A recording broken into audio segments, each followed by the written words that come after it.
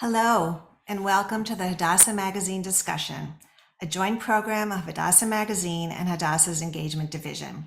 I'm Lisa Hostein, the executive editor of Hadassah Magazine. We've got a big crowd again this evening, and we're grateful that you have all joined us, whether you're here for the first time or you've been with us from the beginning. The large crowd is no doubt due to the in part in popularity of these programs, and also even more to the popularity of our featured guests. But I'm sure it's also in part because of our need for comfort and community in these devastating times.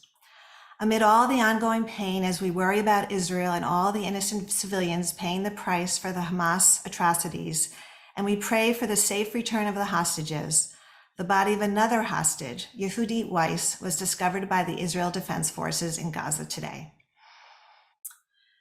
The magazine discussion is a bi-monthly event that enables us to delve a little deeper into content published in the magazine, in this case, our November-December issue, which was originally intended to be entirely devoted to books in celebration of Jewish Book Month, which generally runs the month preceding Hanukkah.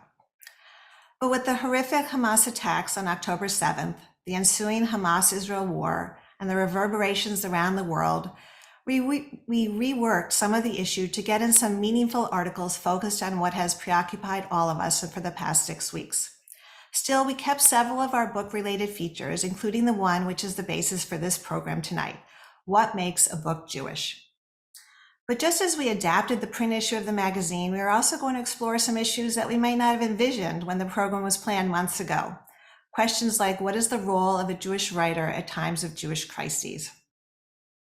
We also know that books provide an escape and a sense of comfort in troubled times. I'm sure I'm not alone in having read more books in recent weeks than usual, so the timing of this event is fortuitous. I'm truly delighted that we will be joined in this conversation by 3 esteemed writers, Dani Shapiro, Allegra Goodman, and Ruth Knafo Setton, whom I'll introduce in a minute. But first, a few notes before we begin. For those of you who are already Hadassah members and donors, we thank you for your support of Hadassah, the Women's Zionist Organization of America, which is the largest Jewish women's organization in the United States. The group's mission is to effect change and advocate on such critical issues as ensuring the security of Israel, combating anti-Semitism, lobbying for Holocaust education, and promoting women's health equality, including reproductive rights. And of course, also to support Hadassah's 2 world-class hospitals in Jerusalem, as well as youth aliyah villages that help at-risk children, and Young Judea, the Zionist youth movement. As you saw from the opening video, the work at Hadassah's 2 hospitals becomes even more critical in times of emergency, and the number of patients treated is now up to more than 250. If you're not already a member, please consider joining so you can enjoy the magazine, which is free with membership, as well as all the wonderful programming the magazine and all of Hadassah provides. And of course, your donations for both this event and all of Hadassah's work are always welcomed and valued. Links for both membership and donations are in the chat box. We welcome audience questions throughout the conversation. Please be sure to write them in the Q&A. The chat box is where we disseminate information, including links to more about our panelists and their work. And now to introduce our guests. Allegra Goodman's novels include her latest, Sam, which was a Read with Jenna book club selection, The Chalk Artist, Intuition, The Cookbook Collector, Paradise Park, and Catterskill Falls, which was a National Book Award finalist. Her fiction has appeared in The New Yorker, Commentary, and Plowshares, and has been anthologized in the O. Henry Awards and Best American Short Stories. She has written 2 collections of short stories, The Family Markowitz and Total Immersion, and a novel for young readers, The Other Side of the Island. Her essays and reviews have appeared in many national publications, including in the New York Times Book Review, the Wall Street Journal, and the Washington Post. Welcome, Allegra. Dani Shapiro is the author of 11 books and the host and creator of the hit podcast Family Secrets. Her most recent novel, Signal Fires, was named a Best Book of 2022 by Time Magazine, The Washington Post, Amazon, and others, and is a national bestseller. Her most recent memoir, Inheritance, was an instant New York Times bestseller and named a Best Book of 2019 by Elle, Vanity Fair, Wired, and Real Simple. Both Signal Fires and Inheritance were winners of National Jewish Book Awards. Dani's work has been published in 14 languages, and she's currently developing Signal Fires, which has just been released in paperback, for its television adaptation. She is the co-founder of the Siren Land Writers Conference in Positano, Italy. Welcome to you, Dani. And finally, last but not least, certainly, is Ruth Knafo Setton. Ruth was born in Morocco, and she is the author of the novel The Road to Fez, a multi-genre author. Her award-winning fiction, creative nonfiction, and poetry have been published in many journals and anthologies, including Best Contemporary Jewish Writing, Shocking Book of Modern Sephardic Literature, Tiferet, and the North American Review. She has received honors and fellowships from the National Endowment of the Arts and other groups. For many years, she taught and still teaches Jewish literature and creative writing at Lehigh University in Pennsylvania. Welcome to you all. Really, such a delight to have you. So before we get into the discussion of what makes for a Jewish writer and makes a novel Jewish, I want to operate on the premise that we all know to be true, that you are indeed Jewishly identified writers, right? Is that accurate, I would say? So given that, I want to start the conversation reflecting on the multi-pronged crises that continue to weigh so heavily on all of our minds and hearts. So Hamas's horrific attacks against Israel on October 7th, the after effects in Israel and among Jews everywhere, the ensuing Israel-Hamas war, and all the innocent civilians, as well as the explosion of anti-Jewish hate in this country and around the world. So I want to ask each of you first, how are you processing all this? And is there a particular role that Jewish writers have at this time? Dani, let's start with you. Thank you, Lisa, and you know, Allegra and Ruth. It's really lovely to be with you. It's just good to be gathered, right? So processing. I mean, it's so huge and impossible to metabolize. And I think I'll speak only for myself, but I think this is true for writers generally. We are very porous creatures who absorb the world around us in an attempt to reflect the world around us. And so I am increasingly finding my voice in all of this, but I really felt very voiceless and in the beginning, starting on the 7th of October, and almost sort of stripped of the ability to find words.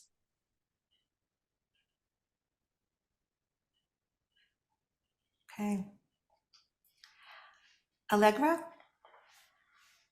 So I think, we are all writers, and there are many writers out there, and we work in different genres, and there are different ways to process it. And, there are journalists processing it right now, and people writing letters right now. And, I wrote a letter today, in fact, as a parent of a child on Columbia University campus, because I was upset. But I am not by trade a letter writer. I am a novelist, so I process slowly. And I think I will respond, but it may take me some time because my work is very long form and long term. And I think those, Ruth and Dani both write books as well. And, these are long-term projects. So I think actually when you're looking at novelists, our processing, you might see something in a few years, in terms of how we metabolize all of this and process it all, as opposed to like the quick soundbite or the letter or the op-ed or the post. Okay. All right. Ruth, what's your sense? Well, I was just telling Lisa before earlier that I did write an op-ed, which is very unusual for me because I've been torn, all these emotions, rage, frustration, not sure what to say, where to start, and how. There's so much that we could say. And when you're confronted with so much ignorance about the actual situation, people who have no sense of history or geography or, complexity, it's like no one can hold two opposing thoughts at the same time. Slogans, sound bites, as you said, I'm in the midst of a novel that takes a lot of it takes place in Israel with a Jewish woman protagonist. And so I'm so steeped in that country and in the setting. And when I just feel like it's so personal, and having lived in Israel it's hard. And like, like Dani and Allegra, I feel very, I know it's going to affect this book. There's no way it can't. I got that, sort of that op-ed out of the way, but there's a lot going on. And just one thought I have, I think that we have to, one thing I'm realizing as I study, I can't help it. I try to stay away from social media, but I do find myself looking. And I think among the many things that are missing, one of them, one of the important things that we as writers, I think, need to pay special attention to is point of view. It's probably the most serious decision we can make when we write a novel. Who's telling the story? It's a completely different story depending on who we choose as our narrator or our voice, or if we have, several voices. But we have to make sure that we are not defined by other people telling our stories for us. I think we have to make sure that we tell our own stories, that they hear our voices, so that it's too easy to just kind of talk over us and for us, and to say the Jews, or the, I can say much more about that, but I think we have to think about giving our story, because POV is crucial right now. Mm. Have any of you had any particular experience, either, Dani, I know you've been on a book tour and giving public, I wonder if people have come up to you, if you've said anything, even just, expressing sympathy, right, in the media. I think your book tour really coincided with right after the horrific events, right? Or whether you've had interactions on social media, which again, I think a lot of us try to stay away from to some extent, but it's impossible to completely. Anybody want to share an experience that was particularly noteworthy? I would say that right before I went on book tour, that was when I, for the first time, tried to write something on social media, because there are so many hot takes out there, and there's so much reactivity, and there's so many slogans, and it's been so upsetting. And and yet social media is also like one of the ways that it's a tool, and it's one of the ways that we communicate. And this is our first social media war. This war was designed, the attacks, the atrocities were designed to be disseminated on social media. It's a war of images. So before I went out on the road, I tend to go quite quiet and listen when, especially in the kind of the kind of cacophony that we're all experiencing. And I realized I couldn't, and that I had to, and that I had a responsibility. And winner of the National Jewish Book Award is emblazoned on signal fires, and I was going out in the world, and I felt very proud of that. I didn't feel frightened, and I don't feel frightened personally, and I haven't had any interactions that have felt uncomfortable in that sense, in an anti-Semitic sense, at least overtly. But what I wrote about, and this just really, it fascinated me. I didn't use certain keywords. The word Hamas wasn't in my post. The word Israel wasn't in my post. The word Palestine wasn't in my post. What was in my post was the fear of wading in, the fear of speaking. And the post was largely about the anti-Semitism that seems in our world to be let loose in this way that is something I hoped to never see in my lifetime. And the comments came flooding in, and most of them were people saying thank you. Most of them were a lot of Jewish people saying thank you. You gave voice to something that that I've been feeling and that I couldn't find words for, which is a part of what we try to do. I had one very close friend who is Jewish and who wrote to me saying, "I'm very disappointed in you."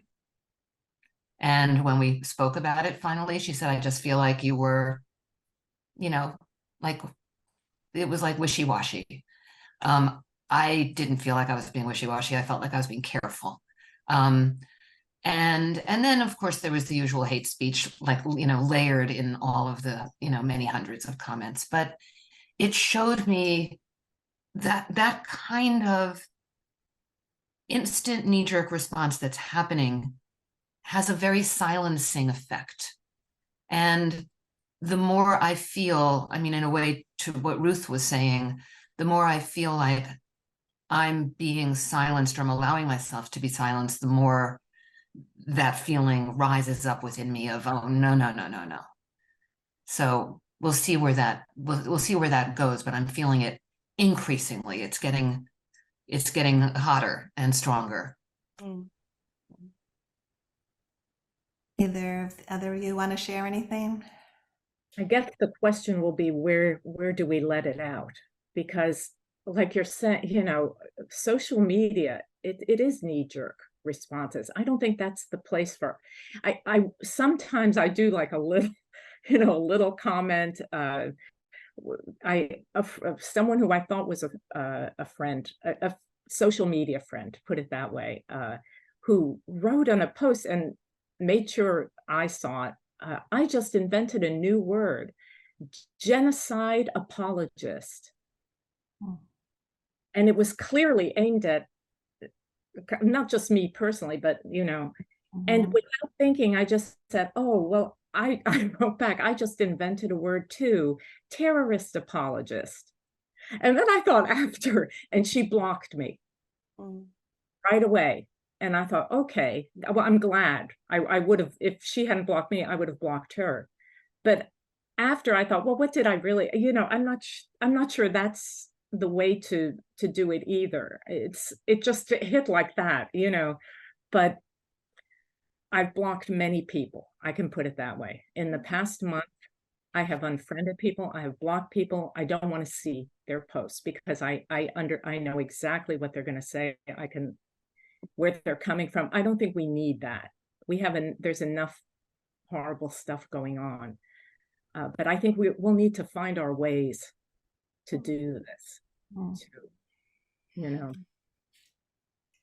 It seems that that's one of the big outcomes that so many people are talking about. Their, sense of people who they thought were friends are not really friends, or that they're just so in a different world. I mean, I think that's going to be one of the issues that percolates in the Jewish community for a very long time.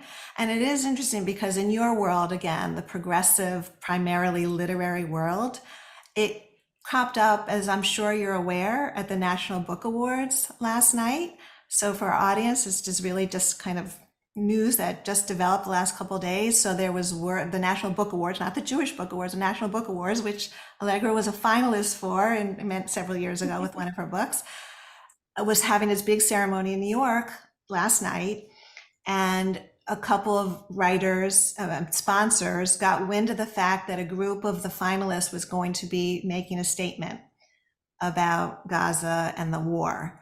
And Zibby Owens Media, who's basically a fairly newcomer to the literary scene, she's developed her own media company, and she was one of the sponsors. And she heard about this and she withdrew her sponsorship.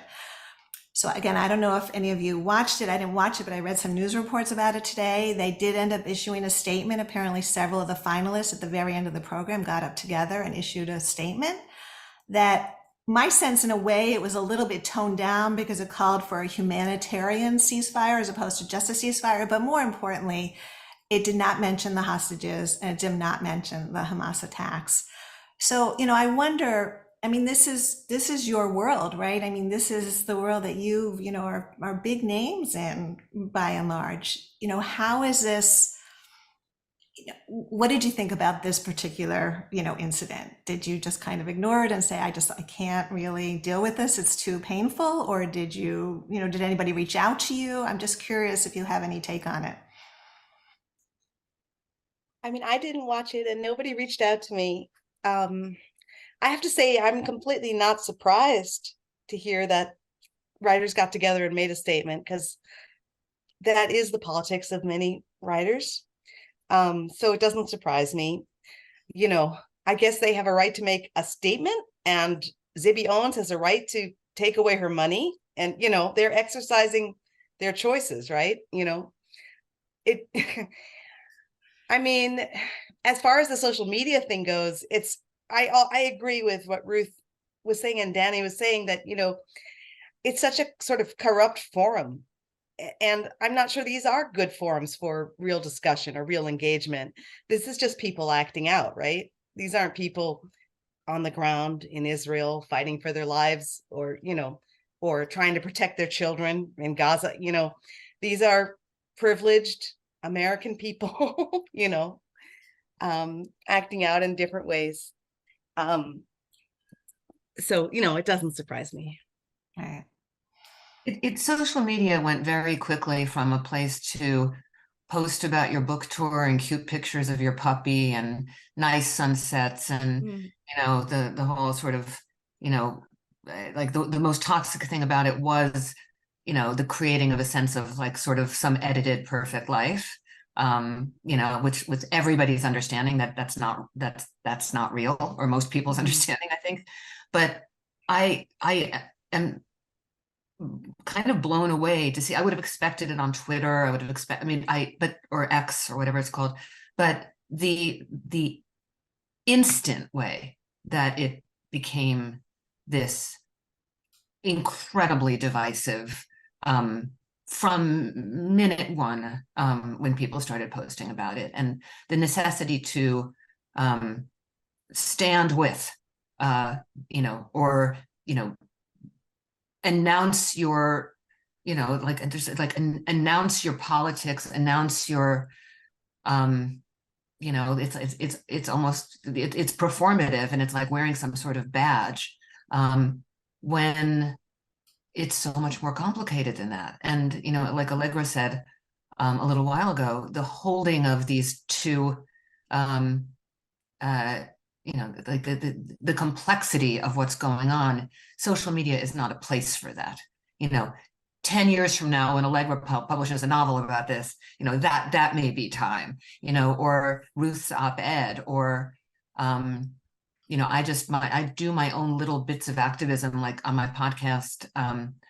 I've been in between seasons choosing previous episodes to then have someone come on and talk about that episode. Like, so people like Bessel van der Kolk, or, great, psychologists, writers, theologians.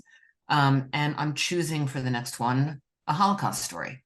That's just my way of just, what can I contribute without having, there is no point in arguing with the people that you block, right? They don't want to hear your, they don't want to hear what you think. And you don't want to hear what they think. And there is no place of rapprochement, which is terrifying and incredibly upsetting, but it's just true. There's no, like, where is the place for empathy and true empathy and real civil discourse? Mm-hmm. Yeah. There's no place for subtlety either. There's no place for gray. I feel like as a writer, I'm often in the between.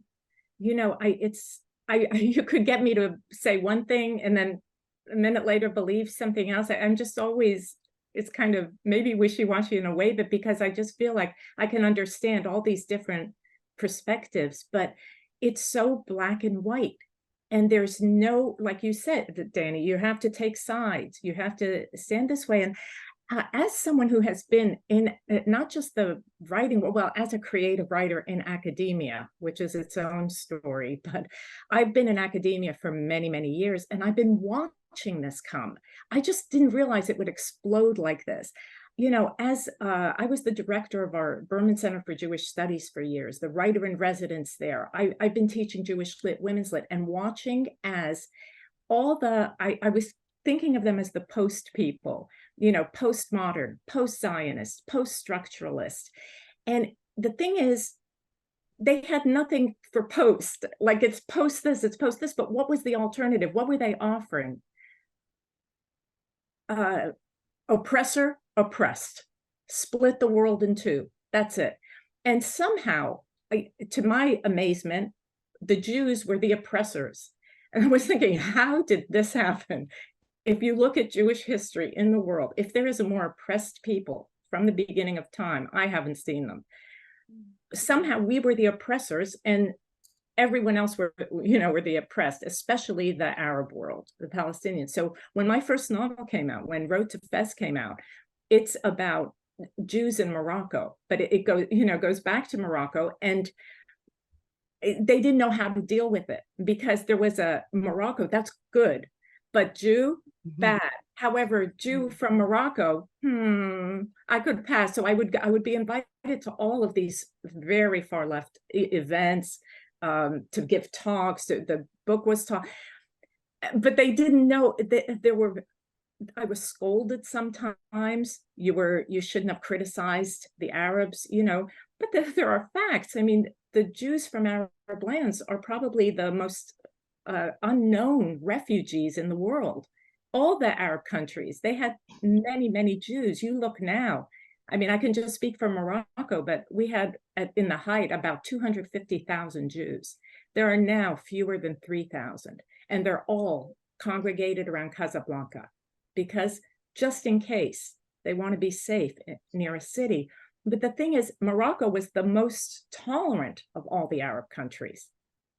And the weird thing is today, Road to Fez, the novel, is being taught in universities in Morocco and being translated into Arabic. They don't, but when you get to these people, oppressed, there's no way to make sense of someone like me who kind of crosses all these borders, has all these hyphens, but I'm not the only one. There are many of us like this, it's just. Right.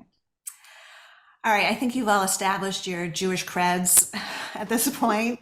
So let's shift to the original focus of this group. But obviously this conversation is very important that we've been having. But to the degree that one's experience and background informs your writing, I'd like each of you to just briefly give a little sense of where you came from, what your background is, and how it brought you to becoming a writer. Allegra, why don't you start? So I'm a Jew from Hawaii. I grew up there. My parents taught at the university. People are always sort of like, how did you end up in Hawaii? So my parents were academics. They taught at the University of Hawaii, and I grew up in a really small Jewish community in Honolulu. So, I didn't know about sort of institutionalized Judaism. Like we had no JCC, we had no summer camps, we had no kosher butcher. We kept kosher at home, and my mother ordered our meat from California, which arrived on ship. We had an extra freezer, and she would go to the dock and pick it up in the station wagon and bring it home. So, I was Jewish, but not in the Jewish world of New York, New Jersey, the five town, that world of Judaism. So I think it informed my writing because I was truly a minority, there were 4 Jewish kids in my high school class. The people just didn't know what Jewish people were. I was very much on the margins of the centers of Jewish population. So it gave me a sense of otherness, and it gave me a perspective on Judaism that is different. And my early stories are about Jewish people in Hawaii. And I was really interested in those juxtapositions, those ironies that develop, the complexities of identity that developed from being in that situation. And then from there, I started writing novels about different kinds of Jewish people. And I guess the American Jewish community is very much my subject, both in its observant part of the perspective, part of the spectrum, and the non-observant, non-affiliated, even non-identifying Jews. I take all of that as my subject. Okay.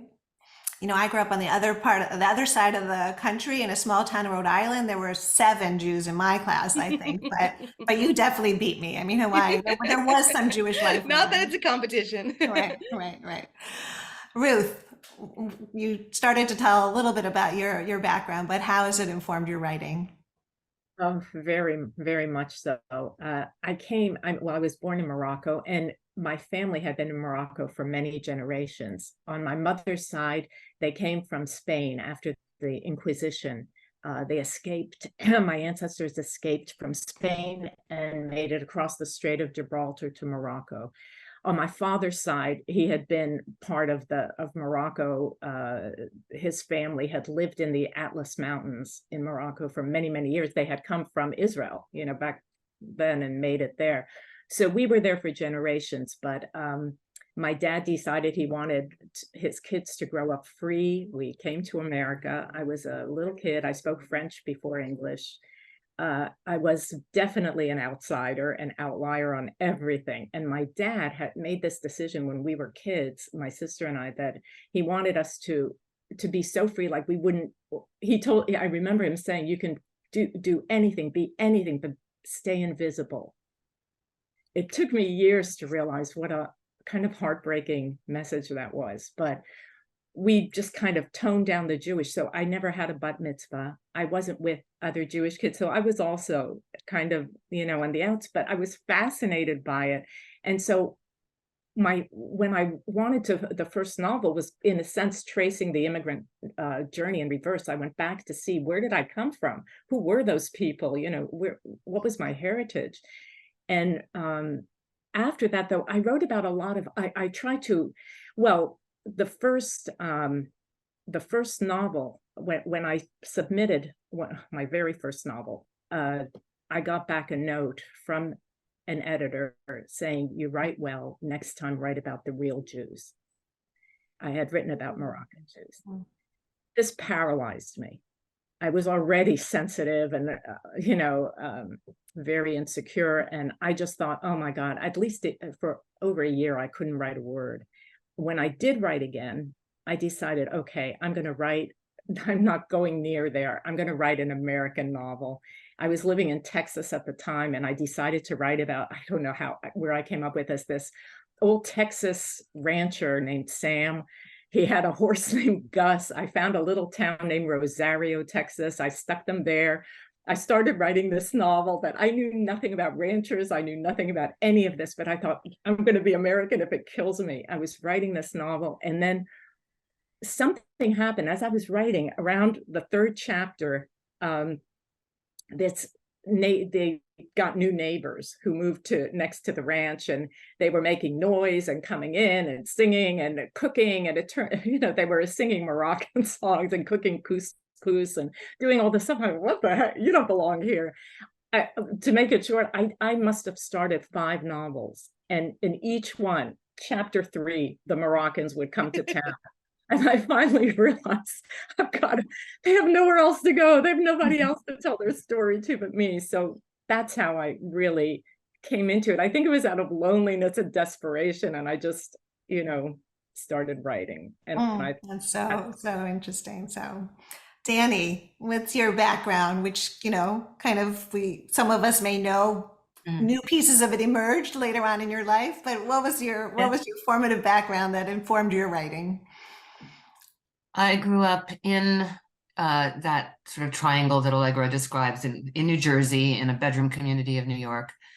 But it was a very strange little area where there were some Jews. My parents moved from New York City to this suburb of New Jersey, Hillside, New Jersey, because my father was from an Orthodox family and he wanted to be able to walk to shul. And there was a particular rabbi that a lot of people were flocking to. My mother then had a fight with that rabbi, and we never set foot in that synagogue ever again. But there we were in Hillside, New Jersey, and there was this mix of, there were some survivors there that were friends with my parents. There were a lot of people who were not Jewish and who were not happy that a Jewish family had bought the particular house that my parents bought. There was a tremendous amount of anti-Semitism that I grew up hearing the stories of. I don't remember it because I was a baby, but our lawn was set on fire. TV dinners filled with dog excrement were left on our front porch. Cars drove over our lawn and, wrecked the sprinkler system. These were stories that I grew up knowing. And I was very aware that my parents had dug in and didn't just move. And And I went to, my father was Orthodox, my mother was not. And it was an agreement that they had when they married that she would become observant for him and to raise a family. But she was, in fact, an atheist, and sort of went through the motions. And so I was their only child.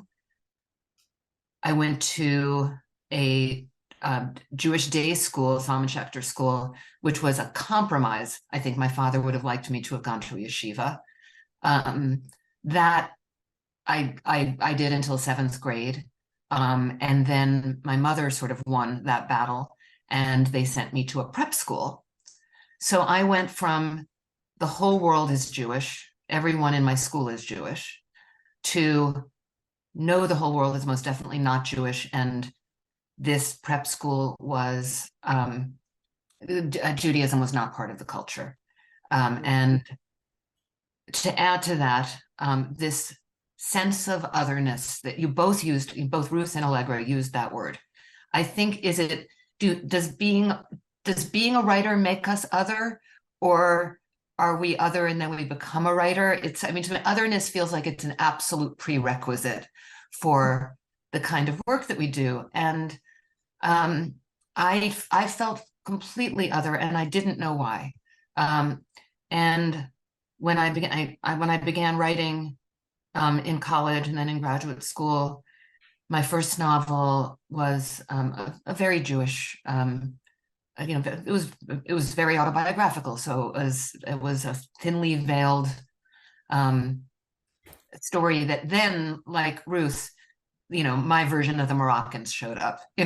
Like we're not in control of our material. Like our inner lives we're slaves to our inner lives. So they dictate what we end up doing. And in my case, I eventually, my work was very much, driven by Jewish themes.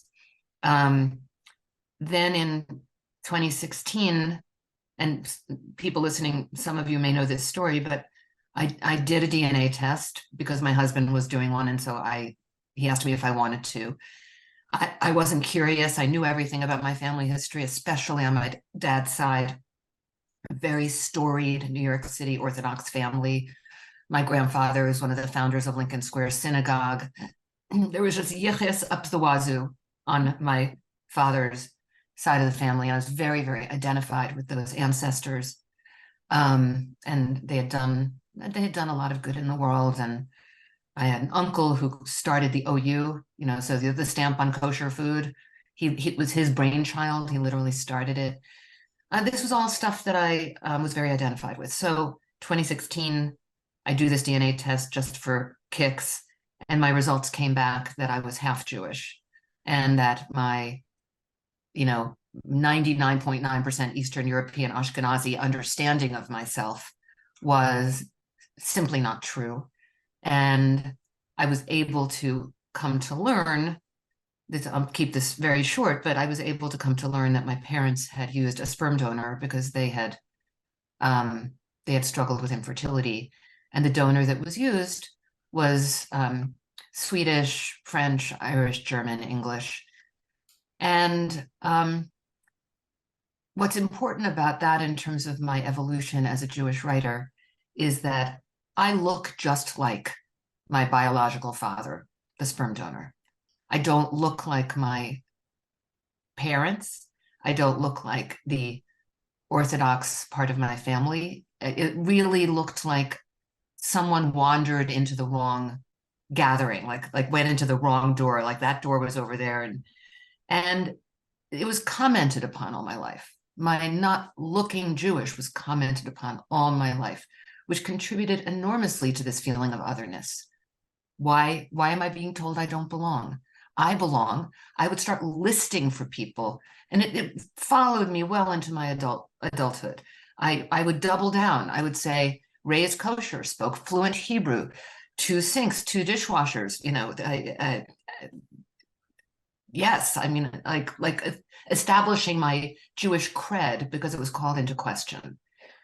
And really, in the light of that discovery, I feel I became even more self-identified as Jewish, because I came to finally understand why people felt moved to ask me those questions, and also why I felt so other, because my very identity had been based on something that wasn't true. It wasn't, we are the stories that were told from the time we're very small. Whatever they are, our identities are formed by those stories. And so if there's something false in that story, or obfuscated or hidden or secret, then it just sort of boomerangs, and there's that feeling of, I don't know why I feel this way. There must be something wrong with me. So that I really actually think that it made me, I'm grateful that I had the whatever that is, the gift, or the the ability to find words and to become a writer. But I also feel that sense of otherness and alienation contributed enormously to my becoming a writer, because I was and am always searching. Such an interesting evolution story, really, of all of you. And so now that actually brings us to the central question, right? What makes a book Jewish, right? Now we know what makes you as writers Jewish, or what made you as Jewish writers. So in the article that this whole conversation was based on, that ran in the November-December issue of Hadassah magazine, which if you get the magazine, you either got it recently or you will get it soon. So just look out for it. But we had a whole piece that all of you contributed to, beautiful blurbs answering the question, what makes a book Jewish? And in the introduction, Nora Gold, who's the editor of a literary online journal called jewishfiction.net. So she posited that there's always been controversy over what it means to be a Jewish novel. Some people just say it's, all you need is one character or a Jewish author, and other people define it more narrowly. And she quotes Ruth Weiss, the professor emerita of Yiddish and comparative literature at Harvard University, very renowned in her field, as using a term centrally Jewish, meaning that Jewish literature has to be centrally Jewish, which apparently was a phrase originally coined by Cynthia Ozick, and which Weiss seems to mean, and to her it means reflective in some way of Jewish experience, Jewish consciousness, or the Jewish condition. So, and Ruth Weiss writes that in the work of Jewish fiction, the authors of characters know and let the reader know that they are Jews. But like any definition, writes Gold, it's obviously not simple to define Jewish experience or consciousness or the Jewish condition. So what I want to actually do is read one line from each of you that you wrote and contributed to the article, and ask you to expand on it, okay? So Allegra, you go first, all right? So you wrote, in my work, Jewish themes and characters are sometimes clearly visible on the page. At other times, my Jewish subjects are almost imperceptible, like a watermark on paper. In all cases, my Jewish background influences my art. So you talked about that already a little bit in your opening and your description, but can you expound on it a little bit more? Because we know, like in Catterskill's Falls, it's, it's all Jewish. And your most recent book, Sam, which was really a compelling and poignant coming of age story, I think the word Jew is mentioned like twice in this very offhanded way. So expand on that a little bit about how you kind of came to that sense of wanting to write outside the Jewish world. Yeah, I think that I define Jewish book by its content. And some of my books have a lot of, they really overtly discuss Jewish experiences, Jewish holidays, Jewish life cycle events. They have Jewish characters who are very consciously engaged in their Jewish lives. Sam, my most recent book, Sam doesn't even realize that she's Jewish or that her father is Jewish until sort of halfway, when he sort of mentions it in passing. And I actually think there's an absence there. And so that absence is the Jewish content in that book. And, it is an absence for a lot of people in our community. They don't have a Jewish identity. They don't have a Jewish education. They barely know what being Jewish might mean for them, and they don't even know the heritage of their parents or their grandparents or their history. And that to me is also very real. So that absence becomes part of the Jewish content in Sam. So that is a case in which it's very much like the watermark underneath in the paper, underneath the words, rather than sort of the more overt Jewish content in some of my other books. So interesting, right? Like you said, a commentary on American Jewry today, right? A lot of it is absent. So Ruth, you wrote in your piece, as a professor, my concern with what makes Jewish fiction Jewish is to give my students a taste of the amazing diversity of Jewish voices, not just Ashkenazi, but also Sephardi, Mizrahi, Israeli, Indian, South American, Orthodox, LGBTQ, etc. So how does that Moroccan heritage, and again, you've talked about it a little bit, but you also, in an essay, interesting essay that you sent me, you consider yourself someone whose life is a hyphen and living between two question marks, again, which you've touched on a little bit. But how does that make you more focused on a different set of Jewish voices that might not get as much attention? I think I had to, because when I started, I felt, and the truth is I felt exiled in a way from Jewish, not just, in American literature, I kind of expected it when I came as an immigrant, because I started writing before multiculturalism became like a trendy, hip sort of thing. I was other, but to be exiled by Jewish writers and editors really hurt, because then I felt like I was, my voice didn't, it didn't count. Like if I remember another editor, a Jewish editor, telling me he really loved another book I wrote, but he thought it would be a shelf of one. And I thought, well, what's wrong with that? But of course, they don't want that, So my feeling was, whatever I write, I'm not a dogmatic person. I'm not trying to, in my writing, it's very different than when I teach. Though I have the same goal always, just to connect. It's just, I want to connect with people. But I thought I have this vision, put it this way, I have a vision of Jewish literature. And it's like a Jewish world cafe, like under the sun, and a lot of voices and different experiences, and the ones who are the watermark on the page, with the absent, defining themselves by their absence, ones who learn about themselves later, ones who have suffered traumatic experiences because of their Judaism, immigrants, exiles, refugees. We are witnesses to so much of the world, so much that has happened in history. We're a part of it. We're disturbers of the peace, where, we have so many voices. And I guess because it probably stemmed from the fact that I was left out. I felt like if there was a house, I was not invited in. I had to make my own way in.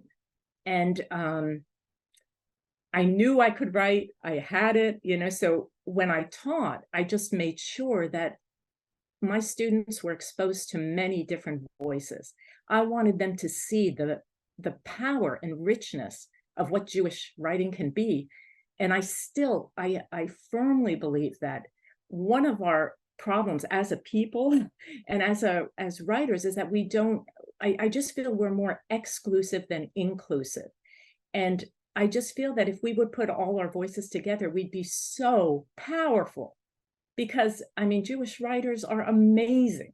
We have such stories to tell, we're such power. And I would just love to see that you can see this is I'm very passionate about this, and I really feel strongly about it. And so I tried just, when in my writing, I'm not trying to be, here's a Moroccan character, not anymore. Now that the Moroccans they come to town, they stay, they're in my books. But the novel that's coming out next year I have one Jewish character in it, and she's Black and Jewish, and she's wonderful. And I'm thinking I loved her so much. She was supposed to be like a secondary character, but I think I'm going to write about her again in another story.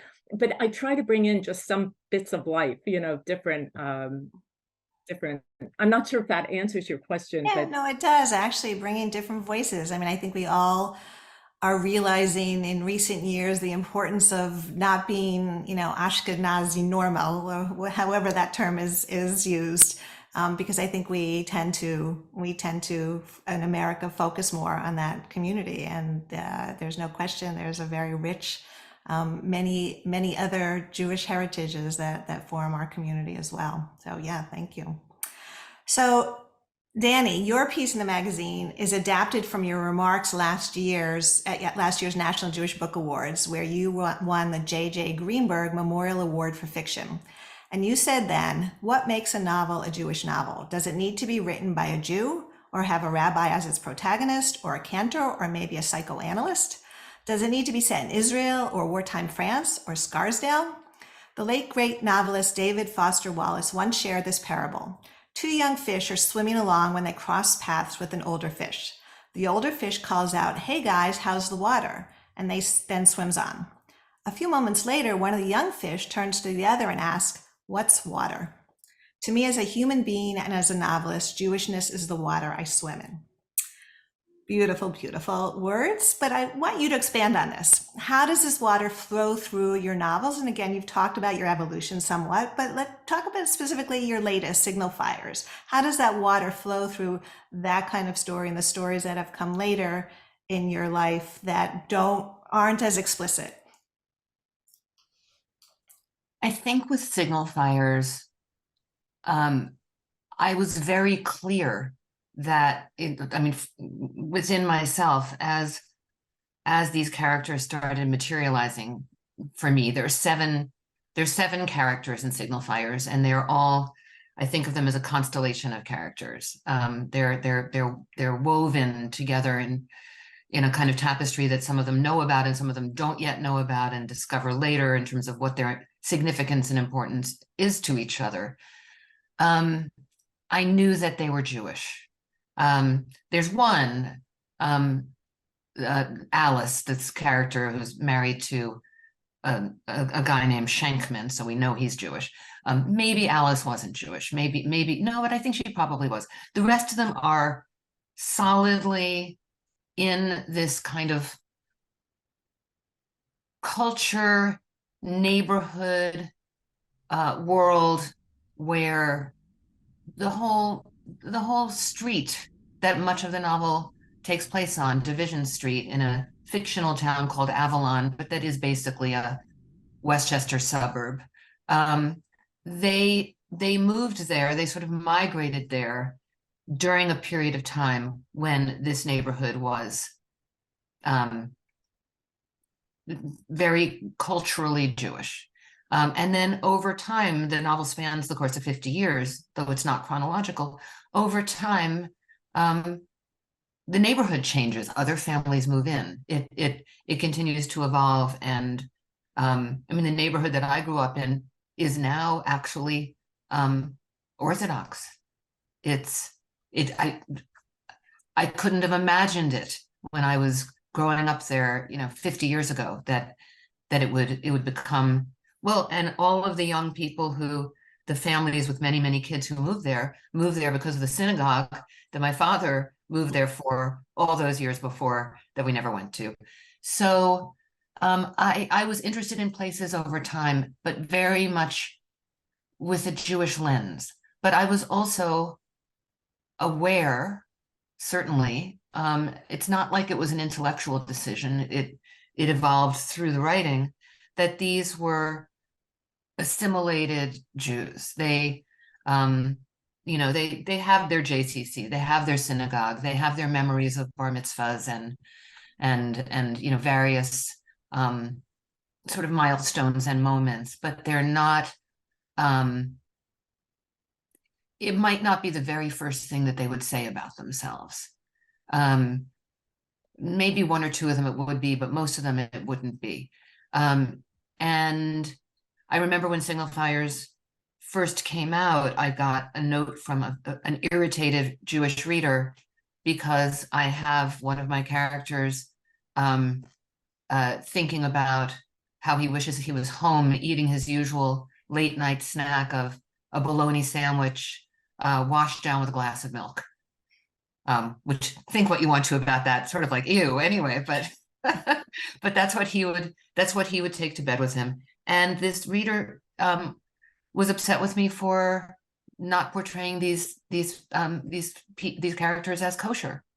And it was just this very interesting. I mean, I enjoyed, the exchange, because the point to me was, yeah, I mean, you create characters. It's in a way like, I mean, they're alive for readers for readers to argue about. Once we've finished creating them, I feel like when I listen to readers talk about a book of mine, it's like I'm watching a tennis match. Oh, that's so interesting. Oh, you thought that? Wow. But I don't feel. I mean, is Signifiers the most Jewish of my book? In a way, I think maybe yes, because it's a very spiritual book at its heart, and I poured a lot of my own wishes and hopes and yearnings into it, which are very Jewish wishes and hopes and yearnings. I can't really separate that out from anything else about me. I would also add that my one novel that I think is my least successful novel, I mean, from a creative and literary standpoint, was my second novel. And nobody should go read it. I'm not even going to mention the title, but it's, I couldn't have told you whether those characters were Jewish or not. I couldn't have told you what their Jewishness meant to them or didn't mean to them, where it was within their fabric. And that meant I didn't know them. And so that knowing, to the, to the core of who our characters are, feels like that's the work of writing fiction. And so in Signifiers, these are Jewish characters, and they take it for granted, which goes back to, I'm very glad I'm not working on a novel right this minute, because, as you were saying, Ruth, it's the world changes, and then what do we do with the work that then reflects that world? And I don't think that I could have created such happily assimilated Jewish people right now. Yeah.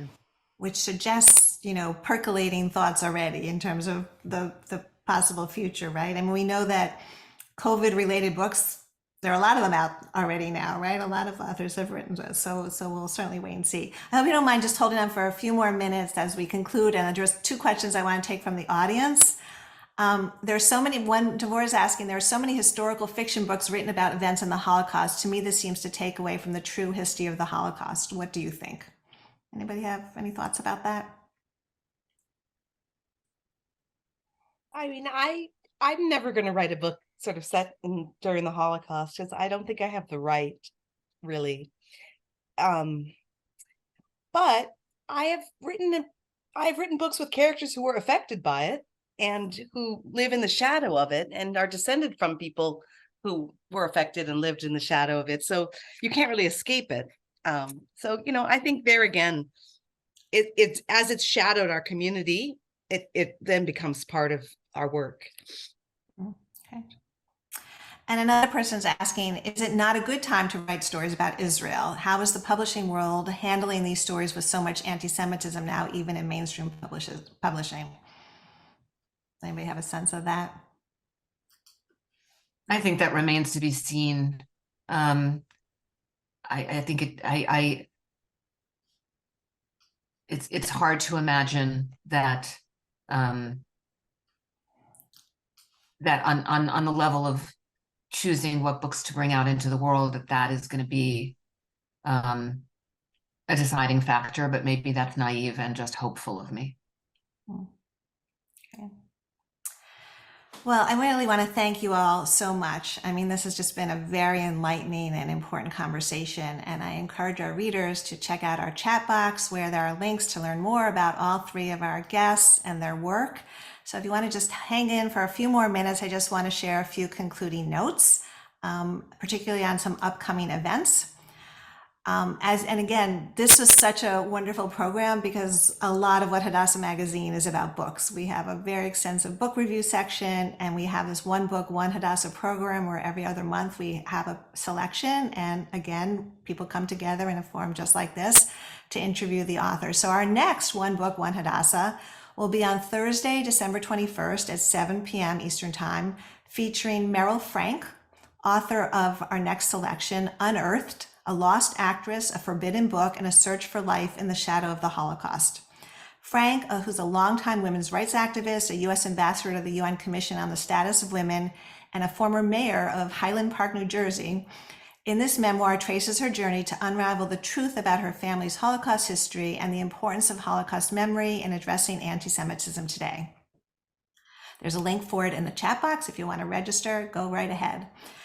And also, please save the date for our first One Book, One Hadassah on the road. We are actually going to be on the road live in person in Los Angeles on February 22nd for a very special program with Israeli author Ayelet Gundar Goshen, the author of the new book, The Wolf Hunt, which is an eerily timely novel that came out last year but can't be more pertinent, about Israelis in America, anti-Semitism, and a mother's fears for her teenage son.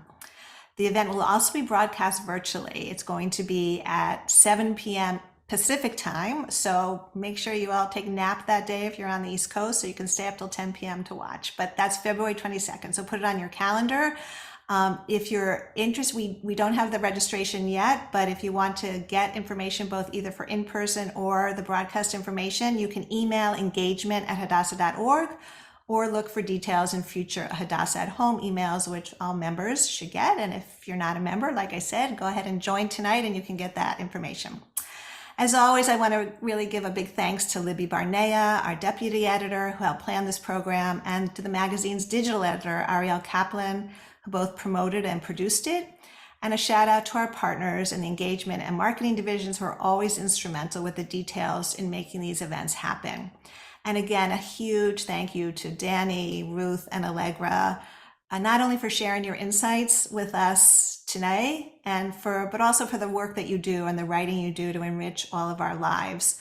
Books are indeed a source of inspiration, an escape, and a comfort, something that we need more than ever these days. And so we really appreciate the work you do, and we will look forward to what you produce in the years ahead. And we'll think back to this conversation about whether it had any impact or not. So I thank everyone for joining us today. Once again, I encourage you to become a Hadassah member if you're not already one, and to support the important work that Hadassah does. Please stay safe and educate yourself to do what's needed to stand up for Israel and against anti-Semitism in these dark times. Until next time, goodbye.